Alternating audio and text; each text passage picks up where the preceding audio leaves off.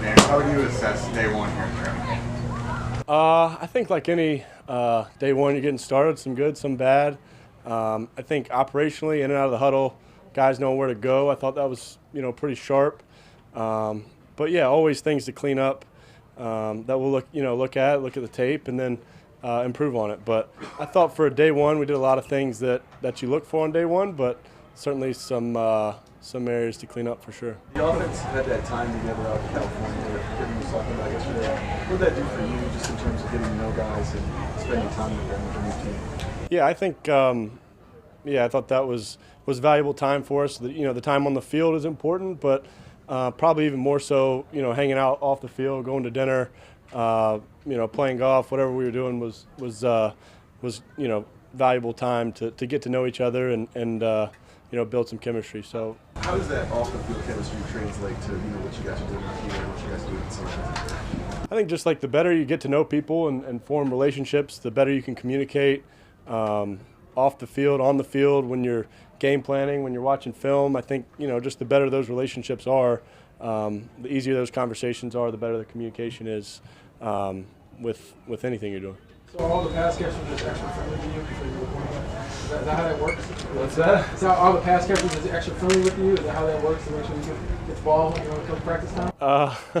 Yeah, some are. Some play that strategy. There's other strategies too that are played, but I think just trying to get to know everyone and build relationships. What's your mindset? The day-to-day attention of who did what in this. How do you sort of focus on today and not get caught up in the grand scheme? I think I think just trying to stay busy with what you're doing kind of at the moment, and that whether it's that meeting or that practice, that walkthrough, kind of trying to get fully into that, and there's so much work to do, so much, especially for me, learning the system, getting to know the guys, learning, communication with coaches. I think there's plenty to kind of stay busy with and focus on that. So I think, as best I can, just doing that, staying focused on what I'm doing at the moment, and then stacking days. I think that's the mindset everyone tries to take during training camp. It's a long process. There's a lot of work ahead of us, but kind of the best way to go about it is focusing on that day, that practice or meeting or whatever you're in right at that moment. Shane said that he sat down with you and AR and talked to you all about the plan going forward with the quarterback competition. How much did you just appreciate the fact that he's up front about that to start off the camp? Yeah, I certainly appreciate it. He's been up front, since the spring, since we all got back here, and I think that's, as a player, you always appreciate coach being up front and transparent with you and communicating. In your mind, what do you have to do to earn that starting job? I think just performing at a high level, showing consistency, my preparation, consistency on the field and my performance, and I think. Like I said, it's a long process, and focusing on kind of what I'm doing day to day, I think is the best way to go about it. So that's what I'm focused on. Daniel, is there one guy in particular on this offense that sort of is taking you under their wing just to get you situated with the personnel and how this offense operates?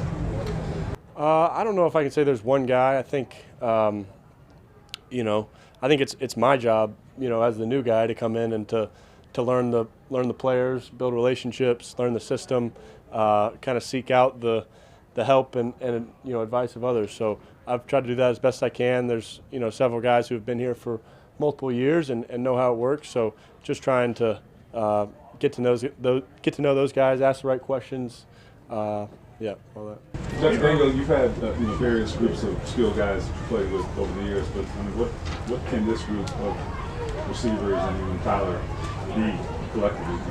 Yeah, I think it's an extremely talented skill group. I think when you look across the board, obviously JT's been a top player in the league for a long time and it's shown what he can do. And then throughout the receiver room, I think you got guys who have different skill sets, who all bring something different, can attack the defense different ways, and I think that's really valuable to have the variety there. And then in the tight end room, a number of guys who can make a lot of plays. So I think it's a strong group of skill guys.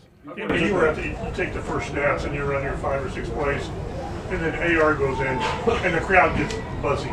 Do you hear how they get a little excited when he goes in there or not? Are you too busy? No, I mean, I think you hear it. You're out here, but it's all good. It's fun having the fans out here. Bring some energy to practice, and what a great setup up here at Grant Park, and impressive thing they've built here. So it's fun to be here, and definitely appreciate the fans showing up. What sort of challenge does facing Lou Anarumo's defense bring to this competition between you and Anthony? Yeah, I mean, he's a great defensive coordinator. I think, one of the things that separates him is just I think the amount of coverages he can play from similar looks, and there's a little twist to a lot of the coverages. They're maybe not the traditional way you've seen other teams play a similar coverage. So just learning that, and try to learn as well as you could in the spring, and then obviously there'll be a lot of work on it. This camp as we go against each other. So he's a great defensive coordinator. I've had a lot of respect for him for years. What kind of a challenge is it to go up against a quarterback like Javarius Ward? Yeah, he's a good player. Played against him in the past, and it was good to go against him here today. But he's a strong player, and it'll be good for us. It'll be good for the quarterbacks, good for the receivers, and great competition. Since the spring, you haven't really shied away from pushing the ball downfield. Is that something you've been more intentional about this offseason? I don't think I've ever tried to shy away from pushing the ball down the field. I think we try to take advantage of the opportunities when they're there, and when the play and coverage dictate it, then take the shot and try to throw an accurate ball. So I think it's something I've always tried to do. Yeah, absolutely.